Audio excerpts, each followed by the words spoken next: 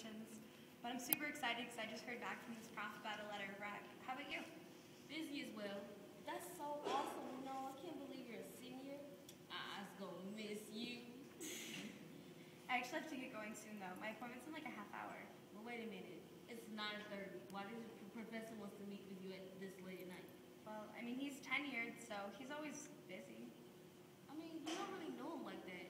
And it's kind of late, so can't you just reschedule? I mean, I'm scared to ask. He's taking time out of his night to meet with me. Yeah, I guess that makes sense. Well, good luck and best wishes. I know you get all the rec letters and scholarships you need for grad school. I'll see you around. Bye, see you soon. See you. Hey, Stephanie, I just finished my last appointment. Please, come in. Hey, thanks so much for meeting with me. Yeah, no problem. I realize it's been a rough semester. I mean, it's partly my fault being the professor and everything, but I try to make myself available for my students if they really need it. And actually, I prefer late hours because that's when my schedule clears up most. Well, that makes sense. I brought that resume that you asked for. I just really want to get into grad school. Oh, good. I wouldn't worry about that too much. I mean, you've always been one of the most attractive and smartest students that I've had. Thanks. I worked really hard in your class. And it shows. I mean, there's no one else that has the same grades as you. That's a nice outfit you're wearing tonight as well. Is it new? You'll go places for sure. Young, attractive, beautiful women. They deserve nothing but success. Thanks. You're welcome. I told you, remember? I'm always here to support my students in any of their many needs. Do me a favor though, darling. Could you shut the door?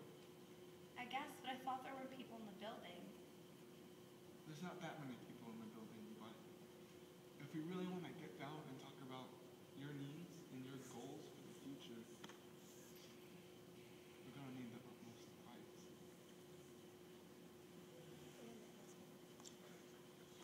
What happens next is usually pretty well hidden. It often takes the news media, the involvement of underage children, or some type of social uproar to address what happened next. But not with me. You see, I was just one in a series of women who were assaulted by the words and the actions of someone in power. My professor was university tenured, which meant that he had the support of his colleagues. So when he touched my hand for a little too long, or glanced at my resume but asked if I would stand up tall so he could take a long, hard look at me, I couldn't scream for help. The law only addresses sexual assault if it can be undoubtedly proven by the person it's perpetrated against. I had no news, no camera, and no one was anywhere near that office. You know, I wasn't the first girl to ask that man for a letter, or who agreed to late office hours because it was the only time he had available. I wanted to throw up, and I asked if I could leave, and he just said, "Don't worry, this is how it works. I can't write a letter unless you prove that you're worthy of the real world." The real world? His real world was arrested in some pornographic daydream where I was just an object for pleasure, only valid for grad school if I would sit on his lap, as if sitting on someone's lap was the only way that I would have a future.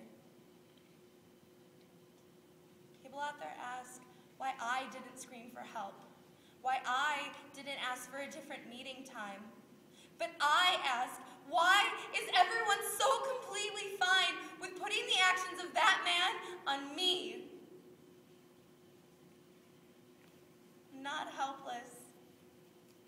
And I know that I'm not helpless. But have you seen the news lately? That girl in Ohio that was repeatedly raped. And there were pictures of it.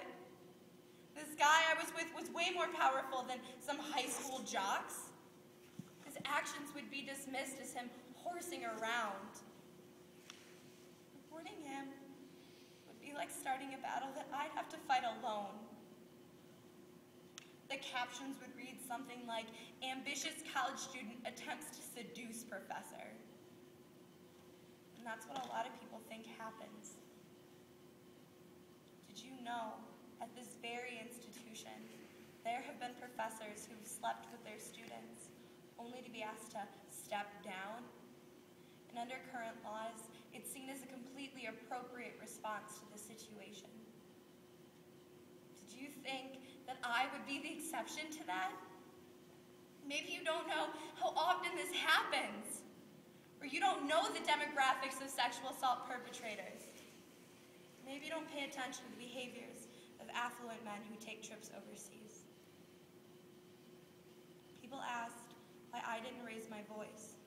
But I am standing here today telling you what happened behind that closed door. Most of what I say will never be heard or seen by the world, and he will be defended before my voice even makes a sound. But I stand here so that you